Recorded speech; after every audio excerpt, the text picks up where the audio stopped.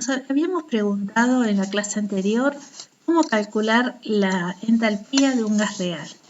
Sabemos cómo calcular la entalpía de un gas ideal, sabemos cómo calcular la energía interna de un gas ideal. ¿Y por qué la entalpía nos interesa más? Porque es fácil convertir a la entalpía en energía interna conociendo la presión y el volumen. Además, la entalpía es una propiedad que es mucho más usada que la energía interna, que se aplica principalmente a sistemas cerrados.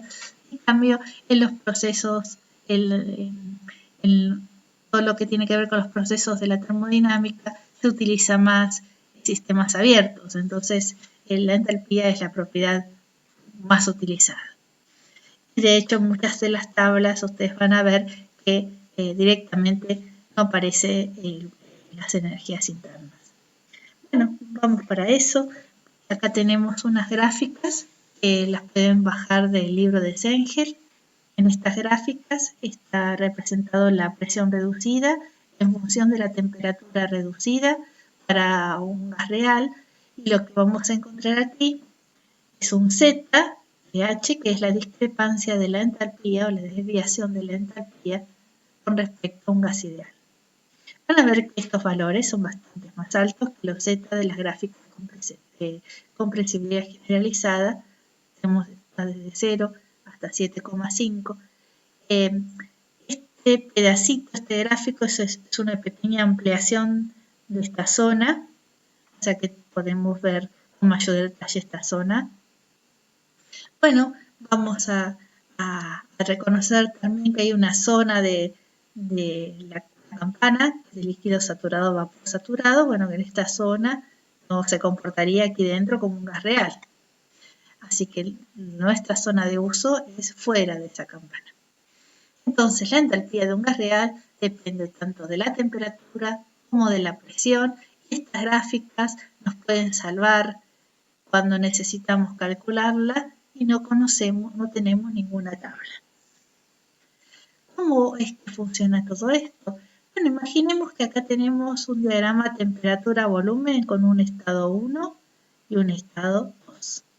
En el estado 1 tenemos una presión 1, está en una isobara 1, y en el estado 2 en esta isobara 2.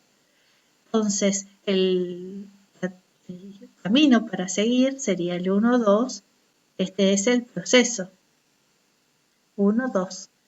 Lo que voy a hacer es buscar un camino alternativo reversible que me permita hacer más cálculos que este 1, 2, que no tengo muchas posibilidades de poder hacer algunas determinaciones. Entonces elijo una presión muy baja, presión tendiente a 0 o presión 0, como esta, muy baja, y cuando yo sé que la presión es muy baja, el gas se comporta como un gas ideal. En ese caso, ¿sí?, me voy desde el punto 1 hasta el punto 1 asterisco a través de la misma temperatura, atravesando todas las isobaras, hasta infinitas isobaras, hasta llegar a la presión tendiente a 0. Luego del punto 1 al punto 2 asterisco, se comporta como gas ideal en la misma isobara, o sea que es fácil de 1 asterisco a 2 asterisco hallar cuál es la presión de entalpía, y de 2 asterisco a 2 a través de una isoterma.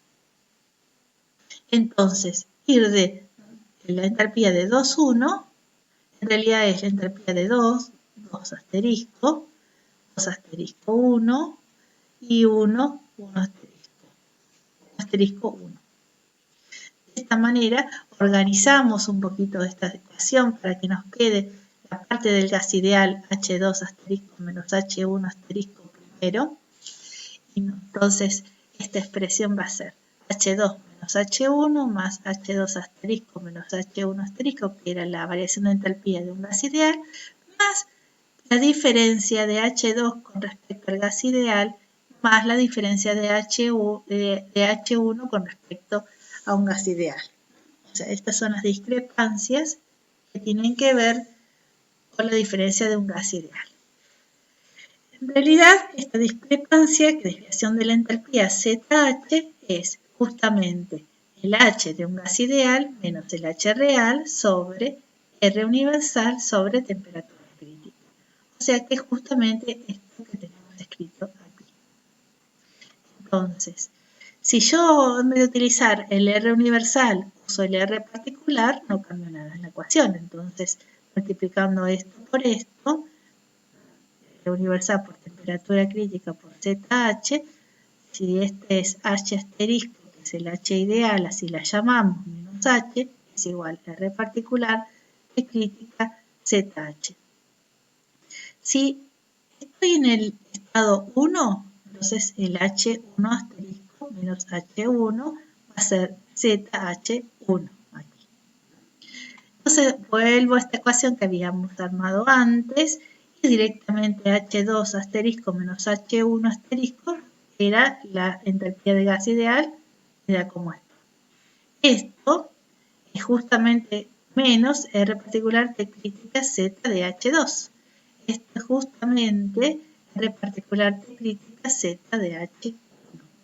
Organizando los términos y de forma que me quede Z de H2 menos Z de H1, y aquí pongo menos para que eso suceda y sacando el factor común R particular de crítica, llega una expresión bastante clara donde la entalpía, la diferencia de entalpía entre dos estados 1 y 2 de un gas real es igual a la diferencia de entalpía de un gas ideal menos una corrección con estos valores de desviación de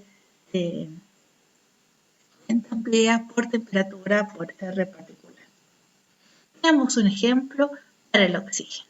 En el oxígeno que tenemos 220 Kelvin y 5 megapascales, vamos a pasar a un estado 2 de 300 Kelvin y 20 megapascales.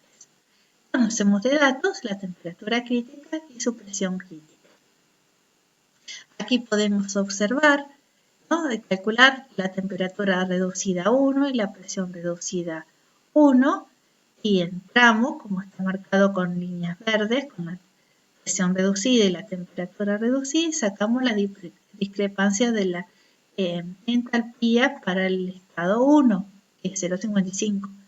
Lo hacemos ahora para el estado 2 de 300 Kelvin y 20 megapascales y sacamos, concentramos isoterma, una vez que llegamos al valor de la isoterma leemos en forma horizontal y directamente este valor da 0,8 aproximadamente. Vamos a nuestra ecuación, tenemos los valores de Cp del oxígeno que lo podemos sacar de tablas, la de termodinámica, R particular lo sacamos con su molecular y el R universal, por supuesto.